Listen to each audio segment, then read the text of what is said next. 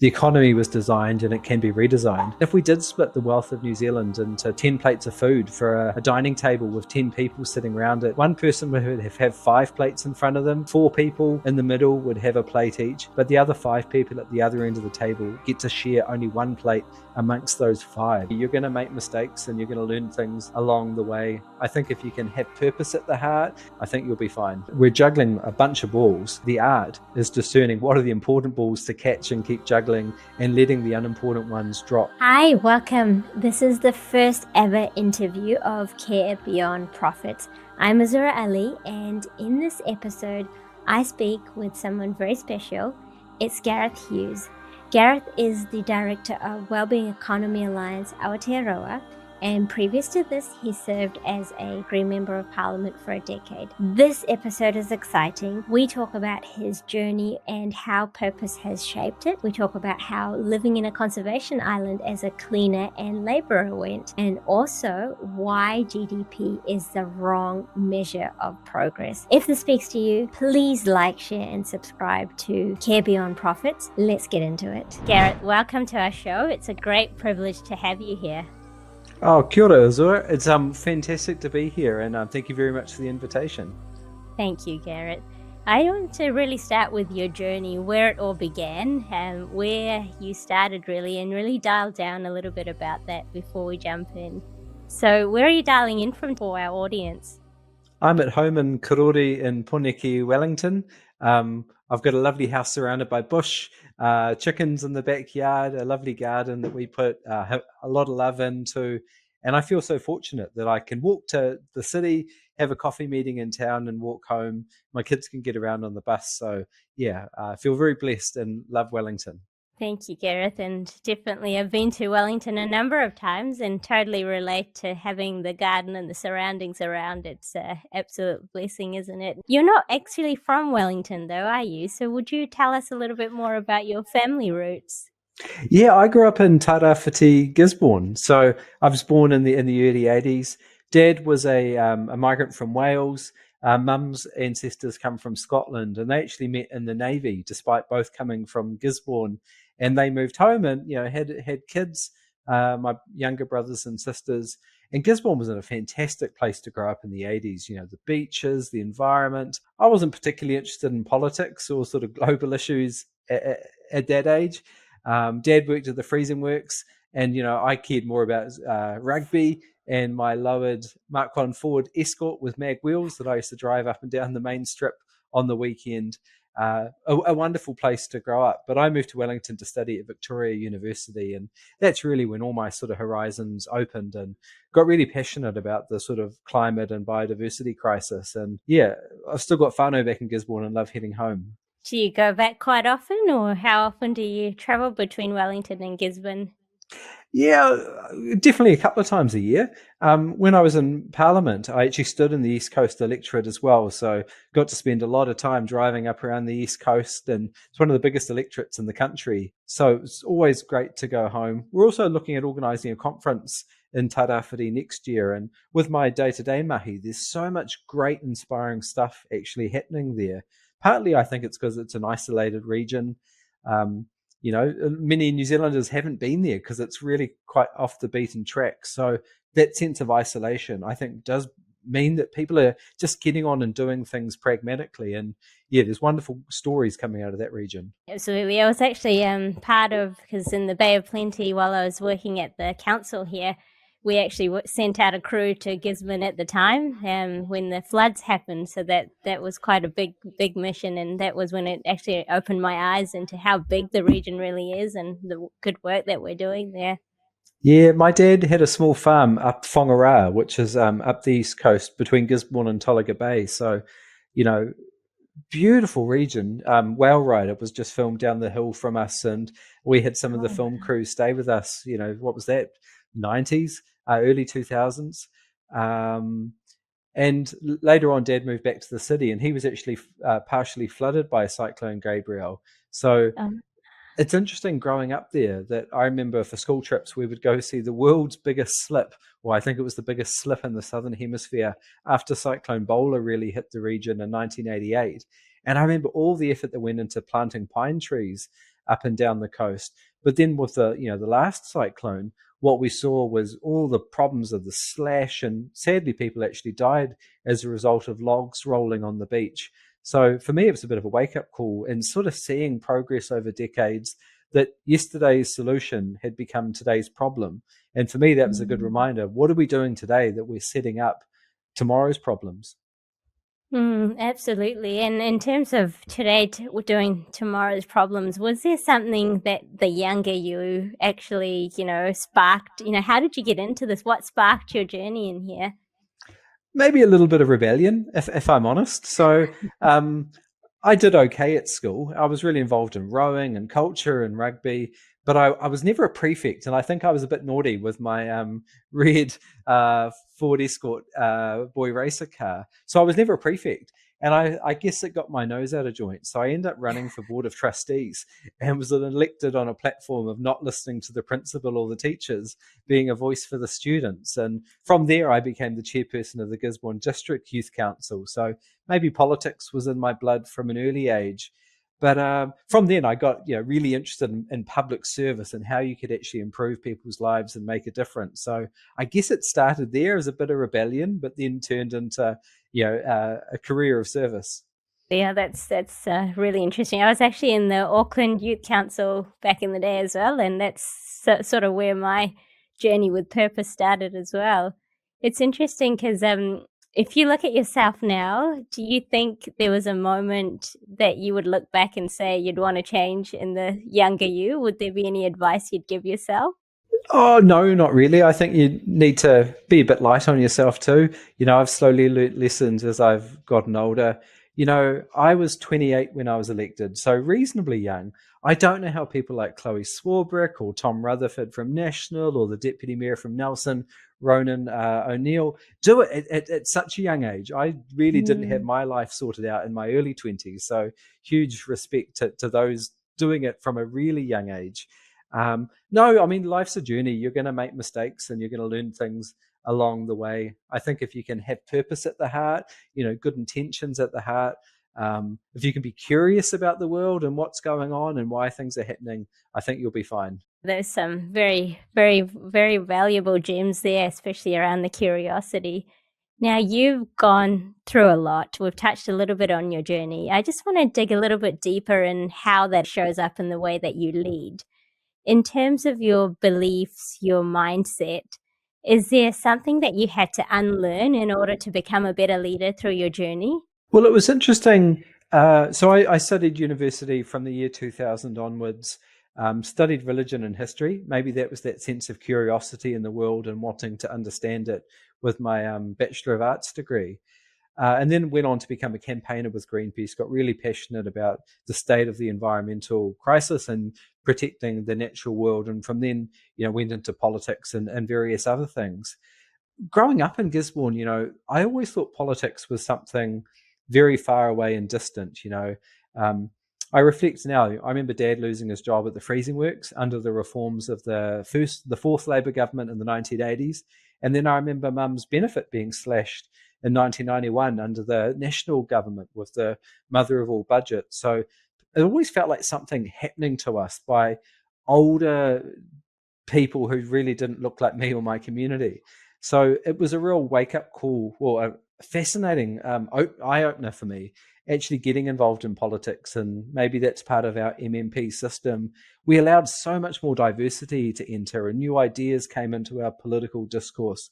So the old idea I had that you had to be in your 60s or retired or a business person to have a voice and a say with public conversations is absolutely wrong. It's great to see the diversity of voices in modern Aotearoa. Yeah, I think we're definitely shaping our way into diversity a lot more, but there's definitely a lot more to be done, I think, in that space as we continue. Oh, absolutely.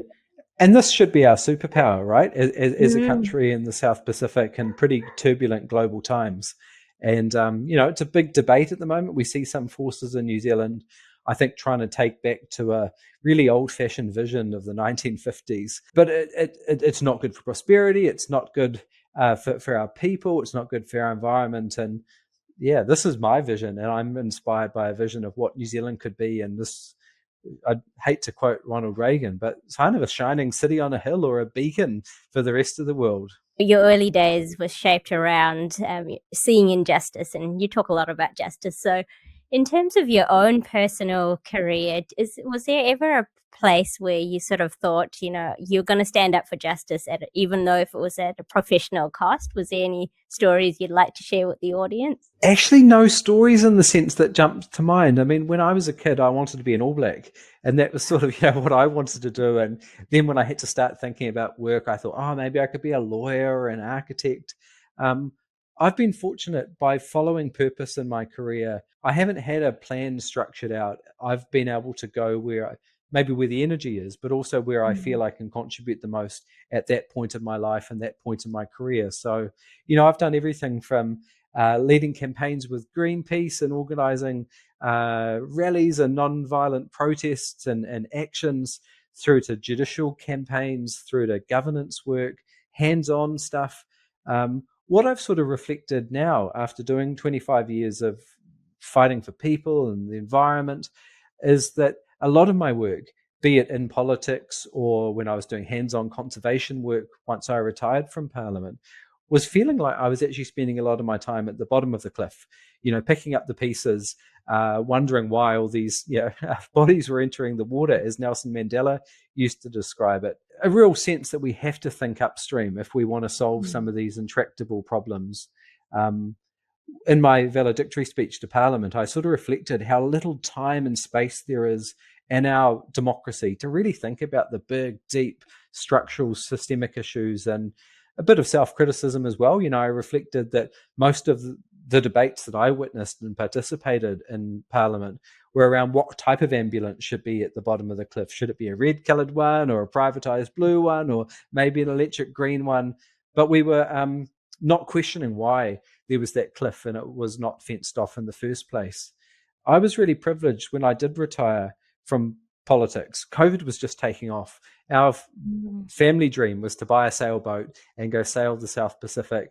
I had a real sense of being a dad in politics too, that time was so precious and I was missing seeing my kids grow up. So that was our dream. Then it all sort of turned to custard as the borders locked down and COVID hit. But we got the next best thing, which was the opportunity to look after a conservation island in the Ōtākou harbour called Ōtākou Conservation Island. And we got to live on this island as the only permanent residents there.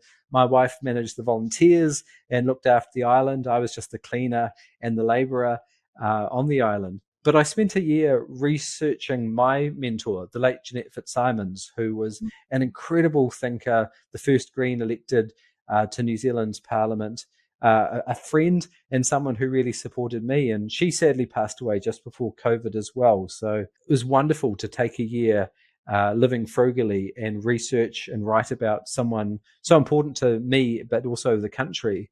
And the reflection there is it was a bit of a kick in the pants. I thought I'd done 20 years of advocacy and trying to make a better world at that point, and maybe it was time to make some money or go into business or do something like that. But spending a year researching, going through archives, trying to learn more about her and her 50 plus years of doing this mahi really inspired me to keep going.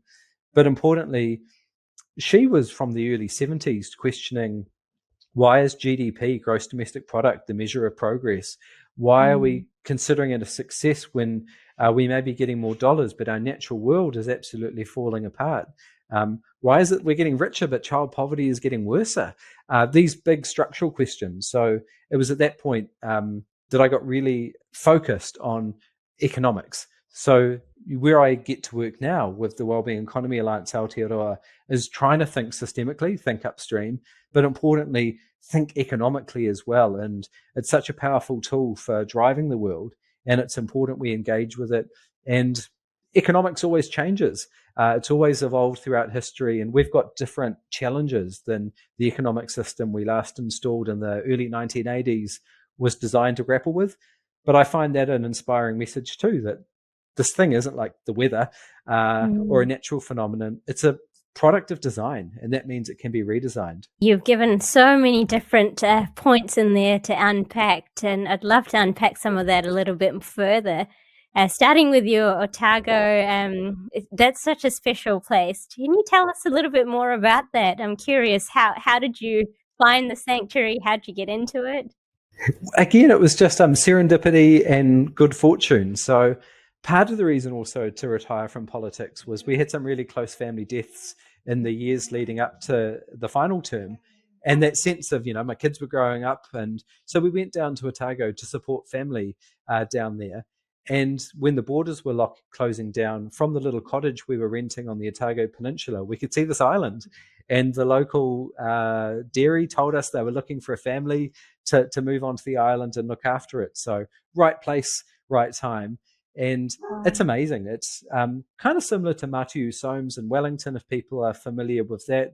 I can't remember the size of it, but it takes like a good couple of hours, maybe a good hour to walk around it, regenerating native bush, old heritage buildings from when it was a quarantine station.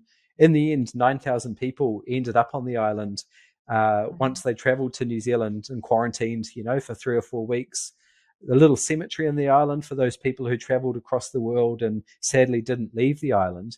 And a fantastic community of people who were looking after it, planting, weeding.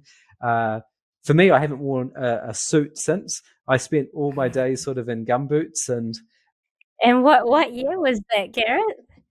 That was 2020. Oh, okay, yeah. And then how long were you there for? We were on the island for 2 years, 2 years, and down in Ōtākou for 3. Such a wonderful community. We'd wear our life jackets and our gumboots down to the local pub. It wasn't super isolated, even though we had the island to ourselves. I'd drive the kids to school every morning in our small boat, which took about 7 minutes to drop them off at school. And it was the most refreshing thing for the soul, being on the water every single day. It was pretty cold, but that's invigorating in and of itself. Swimming in the sea every day over summer, seeing all the native wildlife. It was such a fantastic experience. It sounds like a total reset to life, especially you having retired from politics and going into there. It's a total different experience in life from where you were. And do you go back there often, or have you been back since? Yeah, absolutely. And my daughter, who's 14, she's still got her friends down there. So she's regularly down there staying over school holidays. There's actually a solar eclipse happening down in Dunedin in a couple of years, which I've already booked out the little lodge on the island so we can travel back for there. I also got really passionate about sailing while I was ending my political career, something else to focus my brain on, and bought a 40-foot yacht when I was down in Dunedin and sailed her up to Wellington, where we have lived the last few years. And for me, that's what Dunedin will be in my memory, the sort of the wild landscapes, the beautiful coastal environment. I also got to serve on the Ōtākou Conservation Board while I was down there.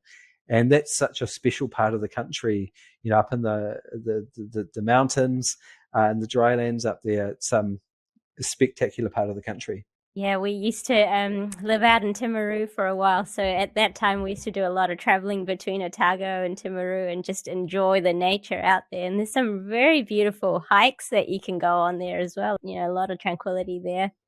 Yeah, well, just on the island, we would have orca, killer whales, swim past our jetty, seals out there. We'd see octopus when we were swimming, the shags and the spoonbill birds. When you're in a city, you can feel a bit disconnected from nature.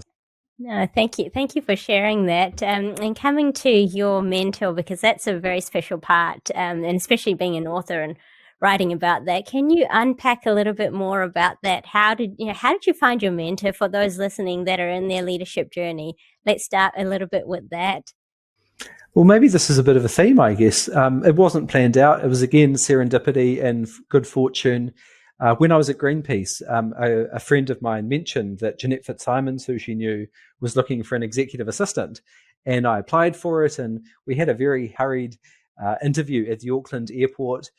In the end, I didn't get the job. And it was incredible to meet someone who I'd only ever seen on TV and had a high regard for. But then to miss out on the job was a bit of a bummer. But then she followed up saying, actually, I might have a better job for you, for your skill set. So instead of looking after her diary in Parliament, I became what they called back then a climate outreach officer. So I got to support Jeanette talking about climate change in the mid 2000s. And that was the time when the country and I guess the global community really started paying attention to it. You had things like Inconvenient Truth, the Stern Review into the economics of climate change. So a really important time to be talking about it, a time when she was negotiating the formation of the emissions trading scheme. So for me, it was a chance to not only meet my hero, but to work alongside my hero. And she was so generous with her time and her advice for me. And again, I never thought that someone like me could ever go to Parliament, but it's having someone like her saying, actually, why don't you put your hand up and give it a go? Sometimes, by chance and just following the path that you feel like doing at the time, it just gets you into places that you never expect, isn't it? Yeah, that's right. And one lesson I've learned, though, is I wish I would spent more time talking to her about her history and what shaped her.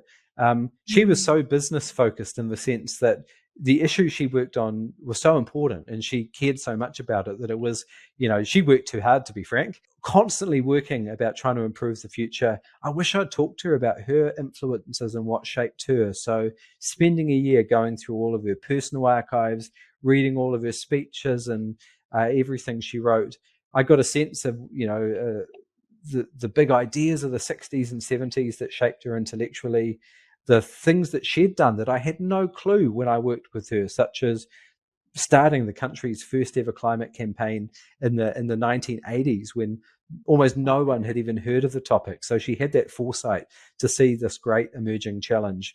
So yeah, if you're fortunate to work with a hero or a mentor of yours, ask them about what inspires them and why they are, what happened in their lives that have shaped them today. Gareth, it's always special talking about mentors. And speaking of, people that are high achievers, high performers, you've got a lot going on in your own life. You were in Parliament when you were very young. I guess it's, now we're seeing more young people coming in, but I want to touch a little bit more about the side of, you've got to be really efficient to be able to do some of these things. What keeps you focused? What keeps you energized? It's that sense of curiosity. I love finding out about the world, and never before have we had such access to information. So I'm deeply curious about the world, and this is why I describe my work with the Wellbeing Economy Alliance now as the best parts of the old job, which is researching, thinking about the big challenges in society, trying to make a better world, without the worst parts, which is all the politics and the fact I mostly get weekends now, which I never used to have. So I get to continue that curiosity and why things are the way they are and how they can be improved. In terms of sort of personal efficiency, how I sort of get through it is by lots of exercise. I'm walking the dog twice a day. Again, feel really fortunate that here in Wellington, I've got the bush up on the hills. The cemetery is gorgeous to walk through. A beautiful place to walk my dog, Cadmus, every day. Being out in nature. I'm a dad to two teenagers now. That they've always been a huge part of my life. And even though I've been super busy in different spells in my life, they've always been such a great opportunity to take a step back and think about what's really important in life. So very fortunate to have two wonderful, healthy children. And talking about children, what work-life balance advice have you got for the listeners who are probably all juggling their own families and trying to get through leadership roles and CEOs, founders? What tips have you got there to share from your journey looking back? I don't know if I've got any tips, and I've probably made more mistakes than I have got it right. But it's true. As a young parent, I remember people saying they grow up so fast, and time it moves faster and faster, and that is absolutely true. I wish I could go back in time when they were still little kids, and be back in that space again. But yeah, make the most of it. The time does go incredibly fast. I've always prioritized it. Even when I was a politician, I was fortunate being a list MP in the Greens, that even though I was living in Auckland when I was elected, I moved to Wellington so I could be within walking distance of Parliament. And every night I used to go home and read my kids' bedtime stories before going back to Parliament and staying till 10 p.m. or later. So even though I traveled a huge amount, worked a huge amount, being able to be there for those moments. Had a wonderful partner who did a huge amount of the heavy lifting, especially when they were young. So really being part of a supportive relationship and having a partner who you can support as well has always been a big part. But I've got these wonderful kids now who are almost like adults, and it's such a pleasure spending time with them or doing homework with them. We love doing sort of family things. So it's not a big deal, but my daughter always goes to the supermarket with me. And it's a time where we get to listen to what our favorite music is at that time and share different songs and albums. And it's a small thing, but actually having those little routines is a really big part of it, I think. I think the relationship part and also that special connection of meaningful connections where you actually make time for that is so special. I myself have two young children, and that's one of the things that we say, there's specific times during the day where we just connect and we do whatever it is, no phones, nothing. We just make sure that time is their time. And as you say, it goes by so quickly, and every day you can get so busy in your own world. And if you don't prioritize that and make that time, it's absolutely gets out of the way, doesn't it? They're too big for the trampoline now, but I actually read some interesting academic research that kids' brains in particular light up with their fathers when they're playing with them. So all those hours on the tramps that we used to play as a family, me and the two kids, that's the best memories in my life. And it's interesting the different roles that mothers and fathers play in kids' lifetime. And yeah, that sense of joy and playfulness, love it. In terms of your own life, looking back at your health, a lot of people juggle with it. And you touched on getting exercise, going out there, walking the dog. How did you prioritize that while you were in your busy stages of life? And was there anything that you felt really influenced the way that you turned up to work because of prioritizing some of that? Yeah, well, that's a good thing about a dog is they have to be walked. So it makes you get out the door and have that exercise. So we've always had dogs, and yeah, that's a great way to get that exercise. I love doing weights and other exercises like that. I'm no paragon of fitness or anything, but for me, it's a great way to start the day. So as soon as I get out of bed, I do a sort of bunch of exercises. I think it starts the day on the right foot and sort of goes in with intention. Likewise, I think the way you end the day is important as well. So I try my best not to look at my phone before bed, not to be drinking or eating before bed, a really nice, dark, cold room. I think that stuff all helps.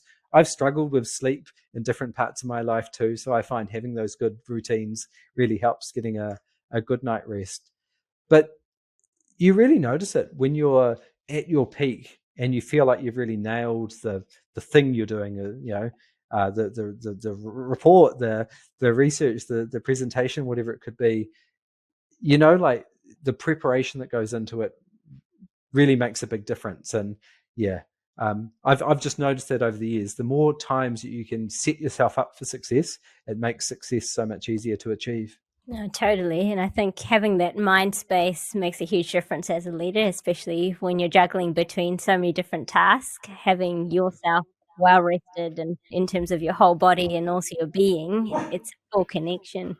And rest is so important. And this is something I learned from Jeanette as well. And maybe she wasn't the best exemplar of it because she worked so hard. Talking to her colleagues when she was first in politics, she would be working till 3 a.m. most nights when she was in Parliament. Midnight was an early night to get home, and then was back there the next day at 7 a.m. eating her breakfast and meetings, etc.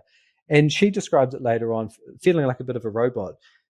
She was so busy and so tired constantly that maybe she wasn't at her best all the time. So yeah, for me, it's trying to work as hard as you can, deliver as much impact as you can while you're working. But that doesn't mean working 24/7. You're actually more effective when you take time to rest, or I forget the term for it, but like shower time. Often you can have your most creative ideas when you're totally relaxed, doing something like in the shower or walking, listening to a podcast. So making space for those types of things and reflecting, at this point in time, we're so fortunate that we can access, incredible content, be it podcasts or the world's music, just from our phones as we're walking down the street. So that's what I sort of lap up and love. And I also find, sometimes we talk about not being able to take a holiday or a vacation.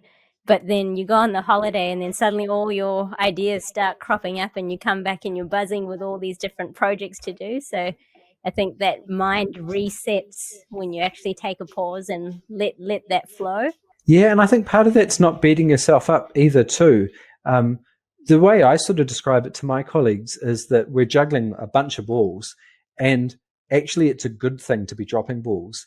The art is discerning what are the important balls to catch and keep juggling and letting the unimportant ones drop. So for me, that's the metaphor that I get through, not trying to do everything, trying to do the important things. Juggle the right ones. That's a very nice summary of that, Gareth. Thank you. Just wanting to now transition into sort of the mahi that you're doing and in the business space, the energy, the work. You do a lot of things and you're a leader in not just one space, but multiple. So one of the biggest lessons can you share in terms of what's actually approached your process? Is there something that you wish you knew when you got started? Yeah, well, as I mentioned earlier, I'm working in the upstream in the economic space, and I wish I'd engaged with that more deeply earlier on. When I was, campaigning with Greenpeace or in politics, I was working on things like child poverty and climate change, overfishing. These are at their heart economic issues. Who's profiting from causing these problems? How do we transition to a system where people can profit by doing well? That's the big lesson that I've really lent into. And being part of a global network, I find really empowering. What drives me is a strong theory of change. We're not just sort of spinning our wheels trying to engage with economics. For us, we've got a vision of a reshaped economy where we have an economy that's in service to people and planet, not just the other way at the moment, which is people and planet in service to the economy. And for us, our theory of change is for something so bold and audacious like that, we need new knowledge. So we need new policies, we need new research, we need new ideas. But that's not alone.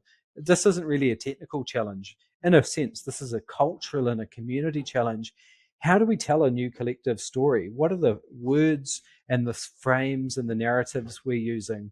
So for us, it's new knowledge, new narratives, and then thirdly, new connections. None of us can do it ourselves. Even New Zealand alone can't do it ourselves in a global connected world. We need to connect. And that's why my work, I get to work with business people, I get to work with academics, with community leaders and organizers, and we need all of us coming together. I think connection, community, and we call it care, where care in everything that we do. If you look at it as a holistic rather than your own individual, then we can all make a big, powerful difference in the world that we're in. And in terms of where you are right now, what are the bottlenecks that you're experiencing currently? Well, there's a few. I describe our work as like a think tank and a do tank. We do the research and the policy, but we're actively pushing for some big ideas and connecting people. I think it's hard when you're working in the systemic space. There's a real sense of inertia, and systems are self-healing, and our current system does a good job at continuing the current system despite many of the problems with it. A challenge I face in particular is that dreaming of a new future is important, but only those who have beds have the privilege to be able to dream. And so many people are just doing it so tough at the moment. They're focused on survival, not systems change. Likewise, there's a big cohort of people that are worried by the world, and they just are focused on trying to get themselves and their families ahead to protect and secure themselves. So sometimes it is a challenge or a bottleneck that we feel we're talking up high when everyone's actually down in the trenches. So part of my job is trying to bridge that gap. And something I've heard from people, and this is everything from former finance ministers to people on the street when I drove around the country doing an economics listening tour, talking to ordinary folk about their views on the economy, was that they love the idea of a well-being economy that's circular, regenerative, that cares, that is connected to nature, it thinks long-term. They all love that stuff, but it often feels a bit vague and fuzzy and kind of utopian and not like it's around the corner. So a big part of breaking down that bottleneck for us is working with people to paint a vision what a reshaped economy could look like, the practical, tangible steps to get there. The theory of change is really important with that. And that kind of goes back to one of the leading old economist thinkers, John Maynard Keynes, who said the difficulty lies not in new ideas, but escaping from the old ones. So trying to help people understand the system was designed and therefore it can be redesigned. It's a real challenge in today's really polarized, really partisan media environment. We see some politicians getting ahead, not just by dog whistling about some of the worst angels of our nature. There's a new word I've recently come across, vice signaling. They're not even hiding it behind a mask. They're actually signaling their vice and hoping a vocal minority will back the pretty outrageous things they say. It's hard in a media environment where there's less journalists able to do less real deep, serious research and journalism. And then a bottleneck for us constantly as a charitable trust is trying to find the funding to keep a fantastic team together. And when you're working in the systems change space, it's kind of hard to go to big business and say, we'd love to reshape the economic system that they're profiting from. So there's a real gap between what funders and philanthropists want to see with a better world and some of the challenges with our current system. I think you've touched on some of the very critical things, and it seems like a very wide-ranging problem that everyone keeps talking about, which is the funding. And there's a lot of NGOs at the moment experiencing that with all the change in government policies, as well, as you rightly said. A lot to be done in that space. In terms of any advice you will give others who are in your space going through it, is there any gems that you wish to share? I mean, my advice and my key message I'd love people to take away is that the economy was designed and it can be redesigned. So if you're a community conservation group, or if you're working on child poverty or Kai security and resiliency, at the heart, these are all economic questions. And sometimes we can fix a problem, but sometimes that fix is a temporary band-aid. So I'm inspired by the amazing work that people are doing every day in this country. And I just think what we could achieve if we collectively thought more upstream, really demanded more of the economy. Like, it's not right that people are working 40 or 60 hours and are still stuck in poverty, or kids are now having to work sometimes 30 hours on top of being a school student just to keep their families surviving. That's just not right. And it's not who we are as a country. And that's because of the economic system. New Zealand works some of the longest hours for some of the lowest wages and pay some of the highest cost of living. But not everyone is struggling, and some people are really profiting from it. We now know, after decades, trickle down never worked. It was a absolutely bunkum idea. But we have the reverse. We have a system that's siphoning wealth and entrenching it and increasing inequality. For me, the idea that sticks in my mind is that the financial wealth of this country, and a key message for us is wealth is so much more than just dollars and cents, but money still matters. And if we did split the wealth of New Zealand into 10 plates of food for a dining table with 10 people sitting around it, one person would have 5 plates in front of them, 4 people in the middle would have a plate each, but the other 5 people at the other end of the table get to share only 1 plate amongst those 5. So inequality is never a great way for societies to really thrive and get the most, that people have opportunity and capabilities to lead the sort of lives they want to lead. So yeah, my message is, let's think upstream, let's think economically, we can redesign it. Thank you so much, Gareth. You've shared so much wisdom here today, and I know our listeners will take a lot away from this conversation. But before we end, I want to ask you one final question. Is there a question that because you go to a lot of interviews, and have you ever had a question you wish somebody would ask? Oh, it's such a good question.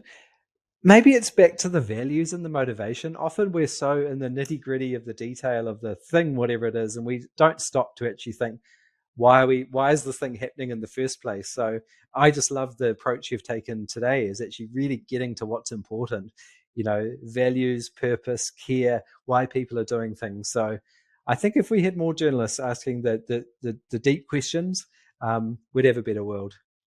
Thank you, Gareth. I really appreciate you jumping on today. You've shared incredible insights, not only in your work, but in your personal philosophies and how you guide your life. It's been an absolute pleasure. It's our first ever podcast in the series. I hope you will like it and share with your friends and subscribe, and we look forward to having more of these sessions. Till next time, I wish you all to keep caring beyond profits. Thank you.